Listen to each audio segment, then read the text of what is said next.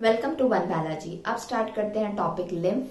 Class 11th biology का chapter number 18 body fluids and circulation में हमने ये सेकंड टॉपिक पढ़ना है। फर्स्ट हमने बॉडी फ्लूइड पढ़ा था ब्लड इन डिटेल में, अब हम पढ़ने वाले हैं लिम्फ। इस वीडियो के अंदर हम क्या कवर करेंगे, फर्स्ट हम देखेंगे कि व्हाट इज लिम्फ, यानी कि लिम्फ की डेफिनेशन, लिम्फ क्या होता है वो समझेंगे। नेक्स्ट हम पढ़ेंगे क्या लोकेशन, जो लिम्फ का लोकेशन हमारी बॉडी में कहाँ पर है। जैसे कि जो ब्लड बॉडी फ्लूइड था वो हमारी पूरी बॉडी में प्रेजेंट था, उसी तरीके से लिम्फ भी हमारी बॉडी में कहाँ पे प्रेजेंट है वो देखेंगे। नेक्स्ट लास्ट में हम बात करेंगे फंक्शंस के बारे में लिम्फ की। तो ये वीडियो पूरा जरूर देखना, एंड तक देखना, तब आपको लिम्फ बहुत अच्छे से समझ में आ जाएगा। और हाँ, अगर आपको वीडियो पसंद आता है, समझ में आता है, तो उसे लाइक करना बिल्कुल भी नहीं भूलना। अब सबसे पहले हम बात करते हैं अगर लिम्फ की, तो जनरल वे में बात करें तो लिम्फ क्या है, एक बॉडी फ्लूइड है। बॉडी फ्लूइड चैप्टर के अंदर हम इसको पढ़ रहे हैं। फ्लूइड है तो इसका नेचर कैसा होगा, लिक्विड होगा।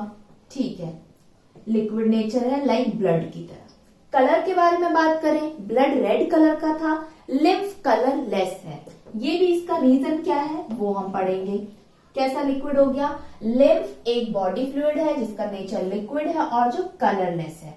अब और डिटेल में अगर लिम्फ को समझना है तो उससे पहले हमें ब्लड को समझना पड़ेगा। क्यों? क्योंकि ब्लड ही एक ऐसा बॉडी फ्लूइड है जिसके अंदर से ही लिम्फ निकल के आ रहा है।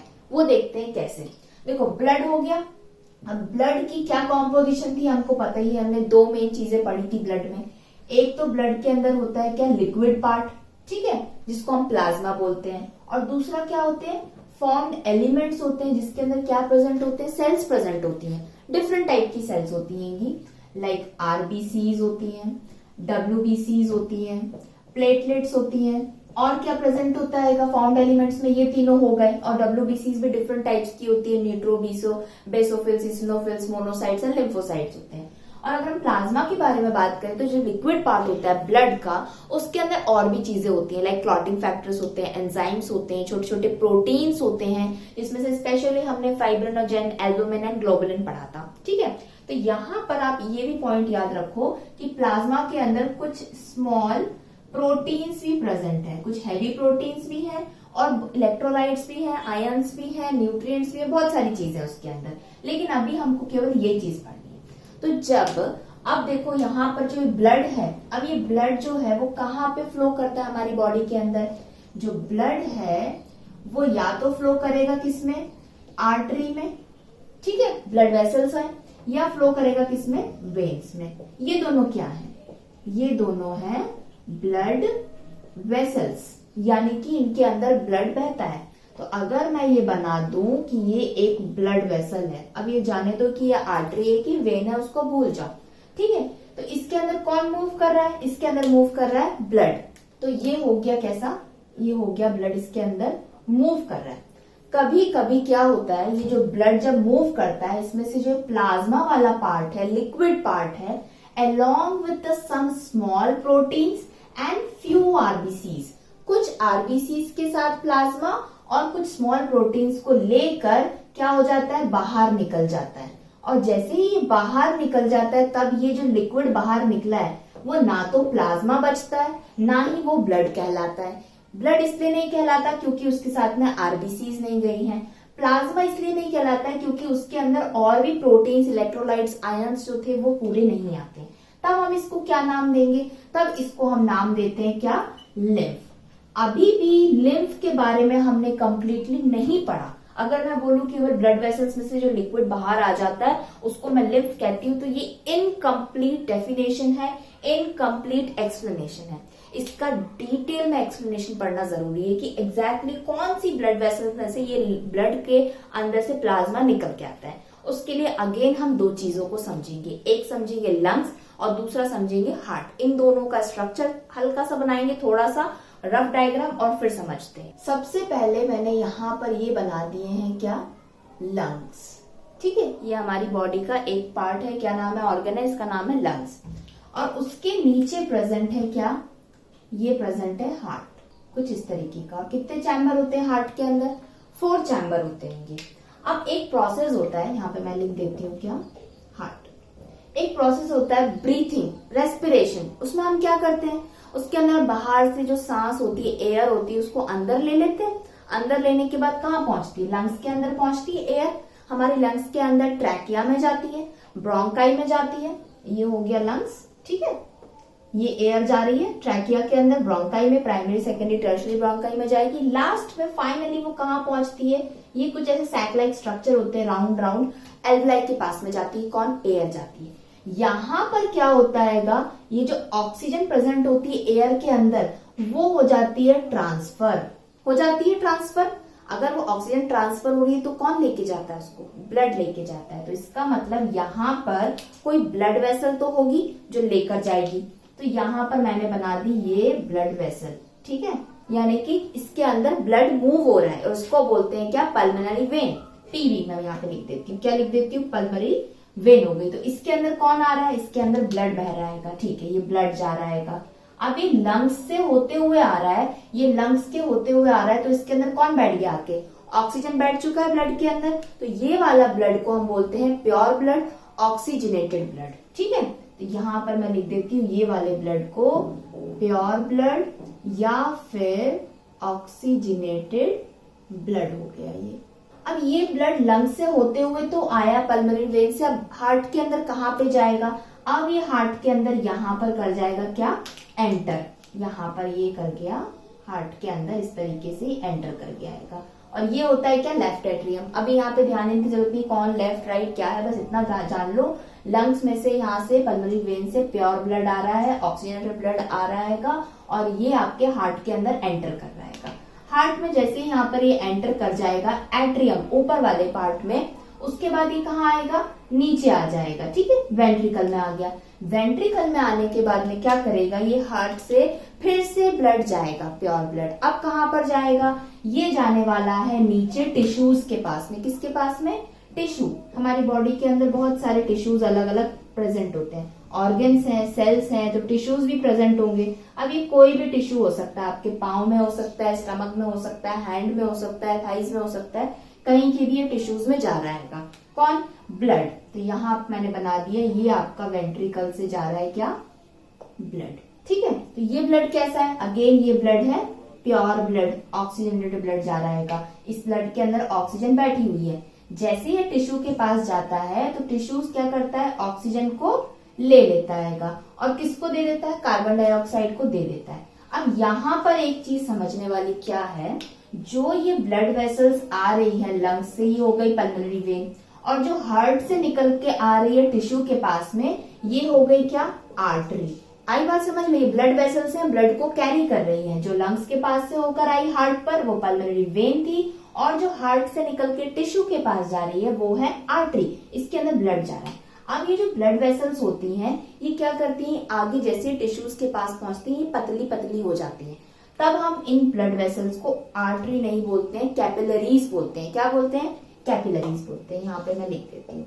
अब कैपिलरी है तो आर्टरी से पतली है, डायमीटर उसका काफी कम है, नैरो है, तो यहाँ पर अब मैं किस तरह से बना दूंगी इनको, कुछ इस तरीके से, ये पतली पतली सी कैपिलरीज है, ठीक है, ठीक। और इसके अंदर भी क्या है, ये ऑक्सीजनेटेड ब्लड जा रहा है, सबके अंदर जा रहा है, इस तरीके से ये जा रहा है। और यही कैपिलरीज क्या होती है, टिश्यू के आसपास भी हमारी पूरी बॉडी के अंदर रहती है। अब जैसे ही टिश्यू के पास जाता है ब्लड, ऑक्सीजन टिश्यू में ट्रांसफर हो जाता है, टिश्यू से कार्बन डाइऑक्साइड चली जाती है किसके पास, कैपिलरी के पास में, तब क्या होता है, ये कैपिलरी जो होती है इसके अंदर का जो ब्लड होता है उसका अब कलर चेंज हो जाएगा। यहाँ पे पहले मैं इस तरह से कैपिलरीज बना देती हूँ कि ये जा रही है। अब ये कहाँ जाएगी वो हम बाद में देखेंगे। तो अभी ये ऑक्सीजनेटेड ब्लड था तो रेड कलर का था, अब इसमें से क्या हो गया, ऑक्सीजन चला गया, कार्बन डाइऑक्साइड हो गया, तो यहाँ पे मैंने ये डिफरेंट कलर का बना दिया ब्लड। तो ये वाला ब्लड कैसा हो गया आपका, डीऑक्सीजनेटेड या फिर कहो इम्प्योर ब्लड हो गया, जिसके अंदर क्या प्रेजेंट है, कार्बन डाइऑक्साइड, और प्योर के अंदर ऑक्सीजन प्रेजेंट है। अब क्या हुआ, यहाँ पर जो ये वाला पार्ट है जहाँ पे कैपिलरी प्रेजेंट है, इस इतने पार्ट को हम बोलते हैं कैपिलरी बेड। क्या बोलते हैं इसको, कैपिलरी बेड होता है, और इसके अंदर बहुत सारी कैपिलरीज होती है। अब यहाँ पे देखते हैं लिम्फ कैसे बनता है, जो मेन चीज है। जब लंग्स के पास से पल्मोनरी वेन के अंदर प्योर ब्लड हार्ट के अंदर एंटर करता है एट्रियम पार्ट में, एट्रियम के बाद आता है वेंट्रिकल्स में, और वेंट्रिकल के बाद आर्टरी से होते हुए टिश्यू पार्ट में आता है प्योर ब्लड। तो वेंट्रिकल से कैसे निकला? हार्ट क्या करता है? पंप करता है, कॉन्ट्रैक्ट करता है, रिलैक्स करता है, कॉन्ट्रैक्ट करता है, रिलैक्स करता है। तो ये ब्लड जो इस आर्टरी में आता है, इसके अंदर बहुत ज्यादा प्रेशर होता है। इसका मतलब ये ब्लड बहुत प्रेशर के साथ में नीचे फेंका जाता है। तो ये ब्लड बहुत ज्यादा प्रेशर के साथ आर्टरीज, ये कैपिलरीज के अंदर मूव करता है। आर्टरी तो होती है मोटी, लेकिन कैपिलरी कैसी होती है? पतली पतली सी होती है। कैपिलरी कैसी होती है? पतली पतली। और इनके साइड्स में होते हैं क्या? छोटे छोटे स्पेसेस कैपिलरीज में। तो जब ये इतनी मोटी आर्टरी में से जैसे ही पतली पतली कैपिलरीज में जाता है और इसमें छोटे छोटे स्पेसेस होते हैं, तो ये ब्लड में से प्लाज्मा धीरे धीरे बाहर निकलने लगता है। लिक्विड पार्ट क्या हो जाता है? बाहर निकलने लगता है। ठीक है, तो ये जो लिक्विड पार्ट निकल के आया ब्लड में से, वो क्या था? वो था आपका प्लाज्मा, और क्या थी? कुछ WBCs और कुछ स्मॉल प्रोटीन्स। क्योंकि ब्लड किससे बना हुआ है? प्लाज्मा, RBC, WBC, प्लेटलेट्स, कुछ प्रोटीन्स में से। तो RBC रह गई आर्टरीज में, ठीक है, प्लेटलेट्स भी रह गई आर्टरीज में, मैक्सिमम WBCs भी रह गई आर्टरीज में। लेकिन कैपिलरीज में आने के बाद जो बाहर निकल के आया, वो ब्लड का कुछ प्लाज्मा आ गया, कुछ WBCs और कुछ छोटे छोटे प्रोटीन्स बाहर आ गए, और ये हो गया क्या? लिक्विड आ गया बाहर। तो इस लिक्विड को हम बोलते हैं क्या? लिम्फ। इसी को क्या बोलते हैं हम?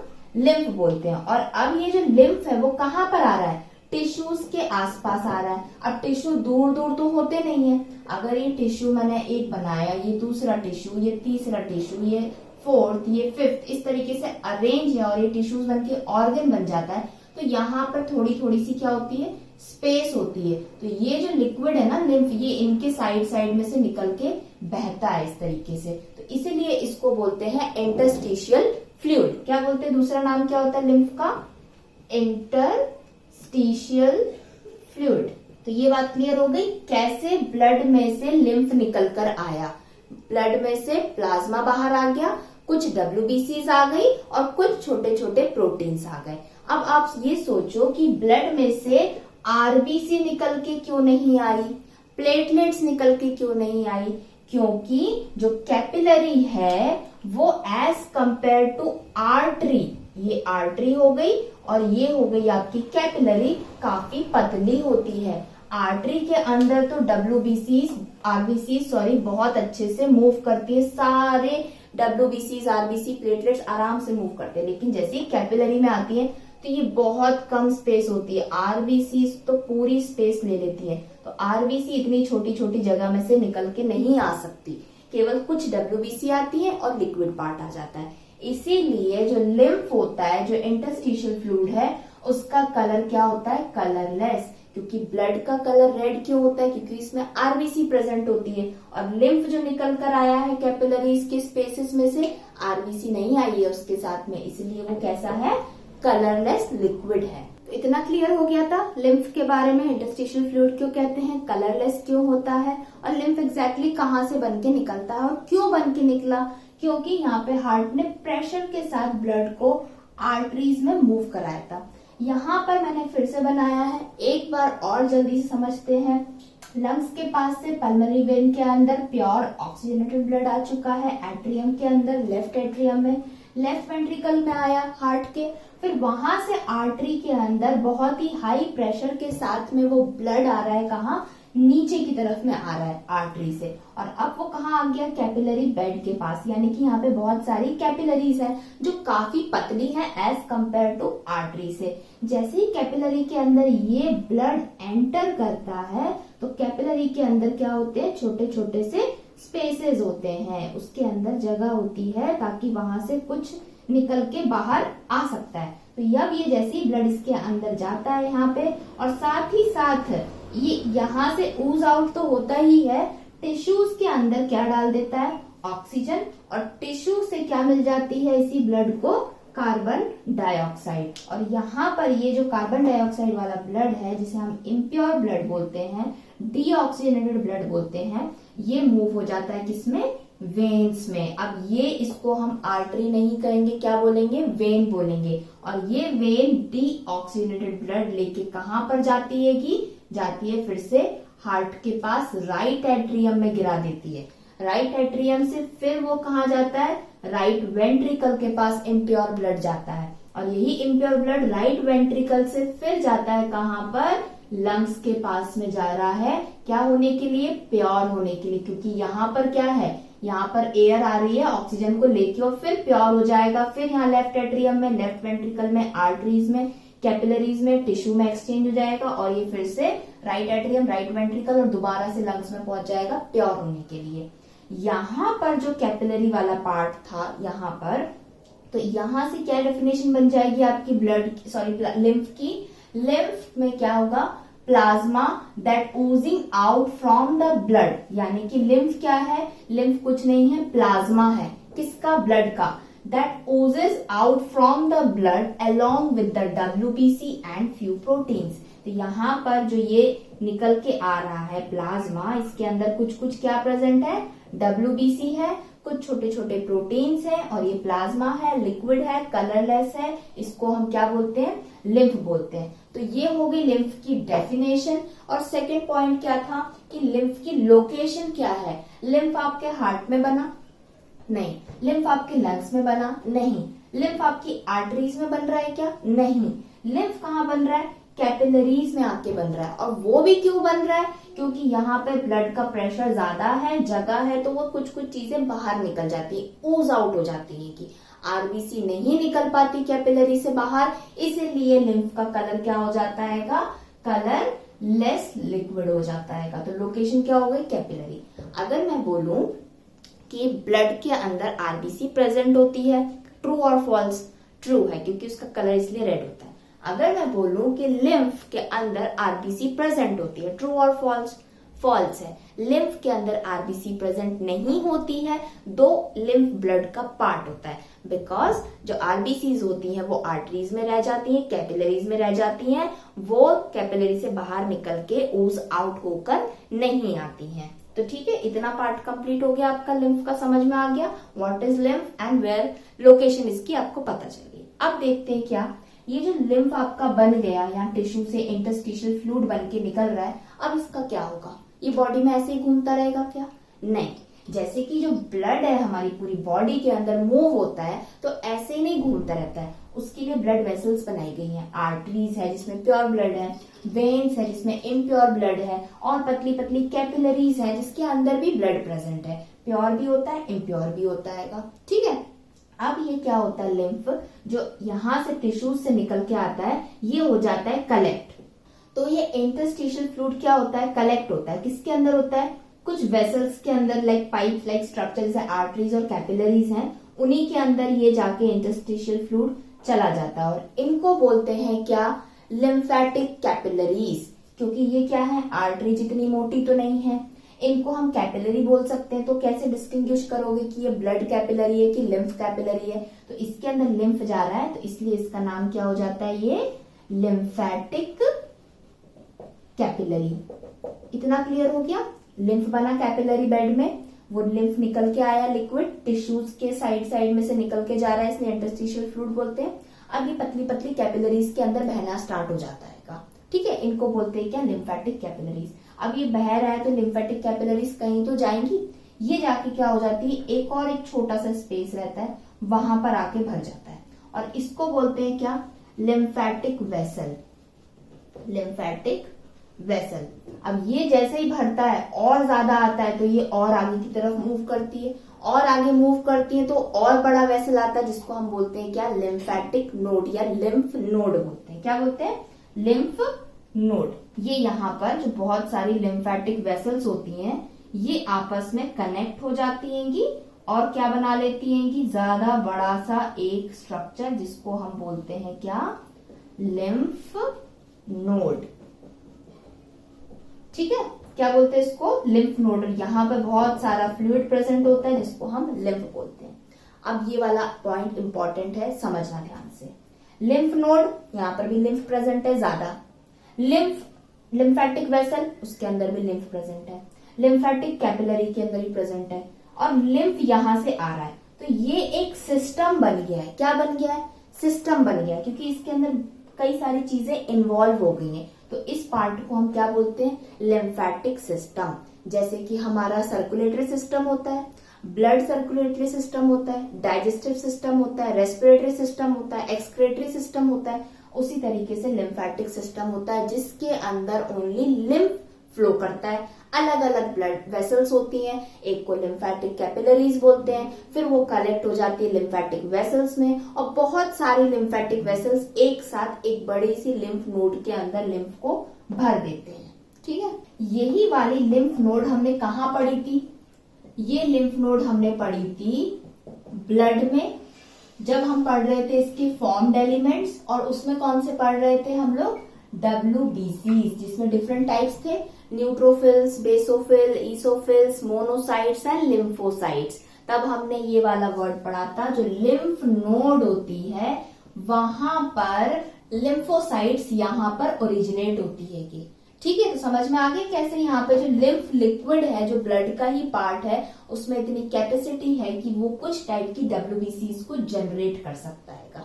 तो ये हो गया क्या? Lymph node. अगर हम बात करें स्प्लीन की, जो ग्रेवयार्ड ऑफ RBC बोला जाता है, जहां पर 120 डेज के बाद RBC आके उसकी डेथ होके वहां जमा हो जाती है, वो स्प्लीन भी क्या है? एक तरह की लिम्फ नोड है। वहां पे बहुत ज्यादा अमाउंट में लिम्फ प्रेजेंट होता है। थाइमस ग्लैंड होता है, वहां पर भी लिम्फ नोड होती है की, और यही लिम्फ नोड जो होती है काफी फूली हुई होती है।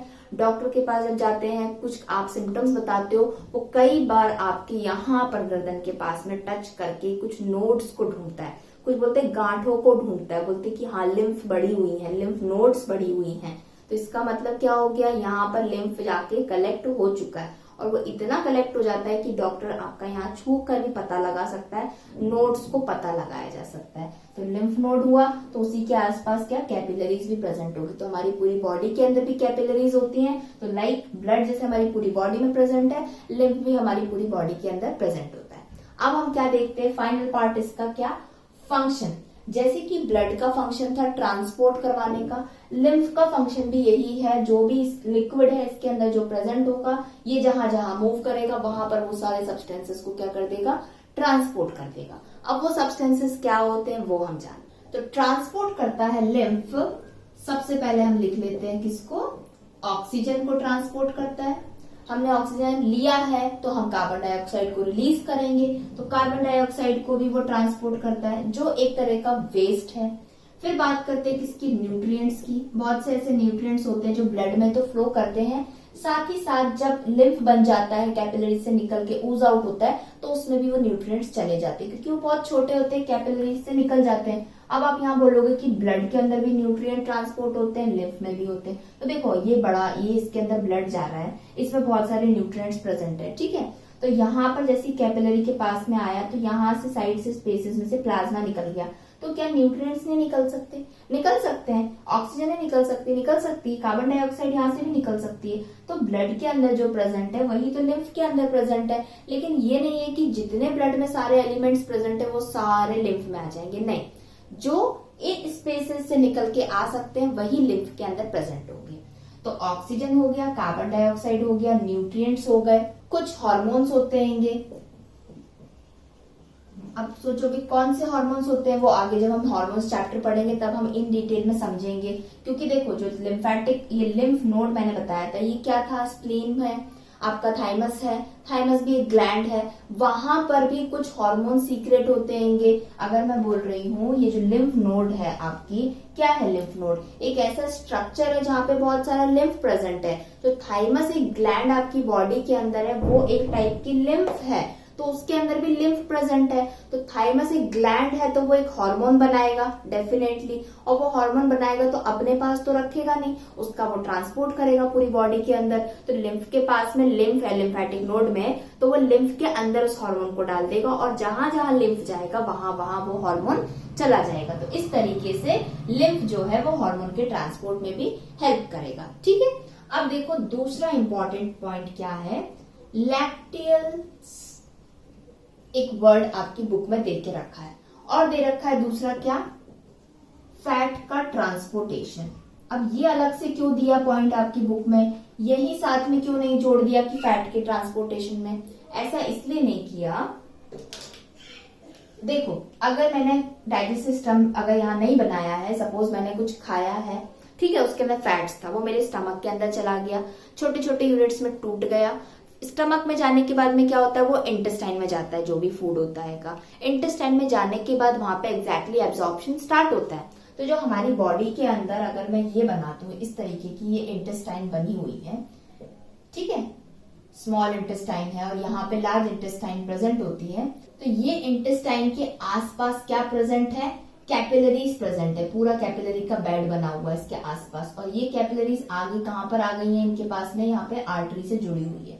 इंटेस्टाइन के पास में हार्ट से जो ब्लड आता है, प्योर ब्लड आता है, वो आर्टरी से आता है, लेकिन फिर छोटी छोटी आर्टरीज और छोटी छोटी पतली हो जाती है, क्या बन जाती है, कैपिलरी बन जाती है। और इनके अंदर जो लिम्फ बह रहा है वो क्या है, लिम्फेटिक कैपिलरीज।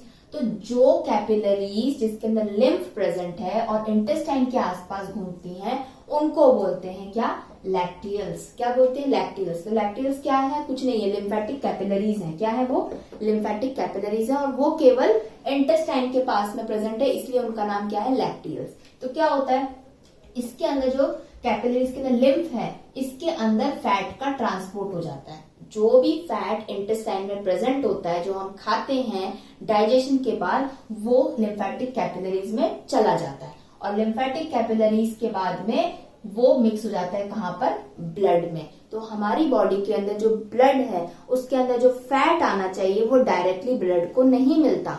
पहले वो लिम्फेटिक सिस्टम के अंदर लिम्फेटिक कैपिलरीज में जाता है, उसके बाद वो ब्लड में जाता है। और लिम्फेटिक कैपिलरीज कहाँ प्रेजेंट हो गई, इंटेस्टाइन में। तो ये वाला पॉइंट था कि फैट के ट्रांसपोर्टेशन में, अगर मैंने फैट खाया है तो मेरी पूरी बॉडी को फैट मिलना चाहिए। पूरी बॉडी को फैट तभी मिलेगा जब वो पूरे ब्लड में जाएगा, तभी तो वो ट्रांसपोर्ट होगा। लेकिन ब्लड में डायरेक्टली ये फैट नहीं जाएगा, पहले वो किसके पास जाएगा, लिम्फेटिक वेसल्स के अंदर जाएगा। और लिम्फेटिक वेसल्स को हम यहाँ पे क्या बोलते हैं, लैक्टियल्स बोलते हैं, लिम्फेटिक कैपिलरीज को। तो ये हो गया किसका फंक्शन, आपका लिम्फ का। दो इंपॉर्टेंट फंक्शन थे, दोनों ही ट्रांसपोर्ट है, लेकिन यहाँ पे सेकंड वाला पार्ट इंटेस्टाइन से रिलेटेड था। तो ये कंप्लीट हो गया आपका टॉपिक लिम्फ।